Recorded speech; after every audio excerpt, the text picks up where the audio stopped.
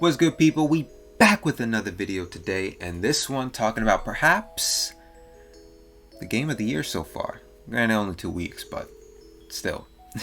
The Titans and the Seahawks, man. Wow. This game, I was watching it live. I also went back and watched it yesterday. This game was phenomenal. And we got to start by saying, crown the king. The king is back. Derrick Henry is back. If you thought, oh, whatever, Derrick Henry, oh, maybe this is the year where he's going to fall off a little bit. Week 1 was bad. 35 carries. 6 catches. 41 total touches for Derrick Henry. You can't even do that in Madden, bro. Like, I was telling my friends, like, if you try and give somebody 41 carries in a Madden game, they'll get hurt. They're not going to make it the whole game if you just keep giving them the ball. Like, Derrick Henry is a special athlete, bro. He's different. I've never seen anybody like Derrick Henry before, man, in the NFL. And, man, we're going to be hard-pressed to see another one like him. He's a Hall of Fame caliber player, a once-in-a-generation type player. He's incredible. He's the quarterback of the Titans, pretty much. He's the one that you need him to play well for the Titans offense to work, for it to function, for the Titans to win football games. Derrick Henry needs to play, I don't know if like this, because this was an otherworldly performance, but he needs to be the guy for them to win. 35 carries, 6 catches, 237 total yards. And 3 touchdowns. That's, most running backs don't even do that in a season. Like, in a whole season, most running backs don't get those numbers. He did that in 1 game, bro. He's the king for a reason. He's the best running back in the league. You can give me McCaffrey, you can give me Saquon. Maybe Saquon's the most physically talented, or whatever you want to say. You can give me Kamara, you can give me Nick Chubb. Derrick Henry is the best running back in football. And he proved it once again with that phenomenal performance against the Seahawks. Just wow. Just wow. I had to start this video by just praising the king, because wow. But getting into the game now, the Seahawks look good. The Titans really didn't have an answer for the Seahawks early. Now, I will say Russell Wilson missed a touchdown on the, I think it was their first drive, where they ended up kicking a field goal. I think it was Freddie Swain in the corner of the end zone. He was moving to his right, threw it on the run just a bit in front of him, inaccurate. Man, plays like that could have changed the game, you know what I'm saying? Getting 7 there instead of 3, maybe the rest of the game changes, man. But alas, they had to kick a field goal there. I also want to talk about one thing that happened late in the game. That was at the beginning of the game. Another part for the Seahawks that happened later on in the game was they had a 4th and 1 with like 4 minutes to go, and they punted. And I would have went for it. You know, the Titans were gaining momentum. The Titans and Derrick Henry, they were dominating the second half, largely keeping Russell Wilson and that offense on the sidelines for much of the second half. And I don't like the decision not to go for it on that 4th and 1, man, because you're up. Worst case scenario, okay, you give the Titans a short field, they kick a field goal, but or they score a touchdown, you have time to score another touchdown at the end of the game. But they ended up kicking it, and I didn't like that call, and it ended up leading to an overtime situation, and they lost. So, not to say that one specific instance is the reason they lost, because they got the ball in overtime with a chance to win. So obviously it's always a multitude of things. You can never point to one specific instance throughout the course of a 60-minute football game that is the reason why you lost. So, but to the Titans offensively, like Julio Jones, people were writing off Julio this entire offseason. People were writing off Julio after a poor week 1 outing. People were saying he was washed. People were saying they'd rather have Corey Davis than Julio. I'm like, did we forget Julio Jones? Like, first ballot Hall of Famer receiver Julio Jones? We're just going to forget about this guy all of a sudden?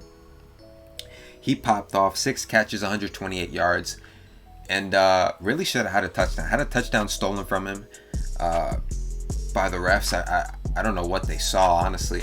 It looked like he got his right foot fully in bounds, and then the toe touched in the back of the end zone, and the heel touched in the end zone too. I didn't see where he stepped out, but the refs took it back. But I'm gonna say he scored a touchdown because he scored a touchdown. Julio Jones is back. Derrick Henry is back, and if AJ Brown can, sort of get back to what he usually is, he's kind of had a meh season so far through 2 games. Again, just 2 games, so I fully expect him to get back on track. We know this Titans offense is a top 5 unit when they're all clicking, you know what I'm saying? So, but that defense is still dreadful. I mean, they were giving up bomb plays all day. I will say they only gave up 6 points in the second half in overtime. But I will say that's probably large part to Derrick Henry keeping that offense on the sidelines, keeping them out of a rhythm. And the 6 points that the Seahawks did score on in the second half was a broken play. It was a 68-yard touchdown to Freddie Swain that was, didn't even have a Titans defender in the picture. Like, it was just Freddie Swain and green grass. There was no defenders. I don't know what happened there, but yeah, man. It's hard to take away from the Seahawks because they played great, but they were up 30-16 in the fourth quarter and still let the Titans come back, man. So Titans, I did think they would start 0-2. I had them starting 0-2, or maybe 0-3 actually. But I had them finishing like 10-7, I think, winning the division comfortably. And it seems like they're going to do that. The Texans and the Jags, give credit to the Texans. They're fighting, but they just don't have the talent. And the Jags are incompetent, led by incompetency. And then the Colts, I wasn't high on the Colts because of Carson Wentz, and that offensive line is kind of a mess. So far, the AFC South is looking like how I predicted it. And then the Titans get the Colts next week. So with Carson Wentz dealing with 2 sprained ankles, they may play Jacob Eason, and the defense may actually look good next week against Jacob Eason. So, and then the Seahawks get the Vikings. I talked about that earlier. They should probably beat the Vikings, but the Vikings can score, man. And the Seahawks gave up 30 points to the Titans, 33 rather to the Titans. So that should be a barn burner. Seahawks and Vikings should be a high-scoring affair, minimal defense. So yeah, man, that's really all I gotta say. Also, the lack of a run game kind of hurts Seattle. Being up all game, trying to milk the clock, they weren't really able to. Chris Carson was 13 for 31. That's a 2.4 yard per carry average. Not good. Alex Collins had a 25-yard run on his only touch. Maybe get him involved a little more. Probably would have ran him more after he showed that 25-yard burst on that touch. So I don't know, man. I feel like obviously we all want to see Russ cook because the offense has Russ, DK, Tyler Lockett was phenomenal in this game. Obviously we want to see them cook, and Lockett actually had 178 yards and a touchdown. Shout out to him. But they need a running game as well. And Chris Carson can run the ball. Granted, he didn't run very, very well in this game, but give him more carries, give him more touches. Same thing with Alex Collins. Get him involved. I'd like to see them get a little bit more going on the ground so they can milk some clock as they get a big lead.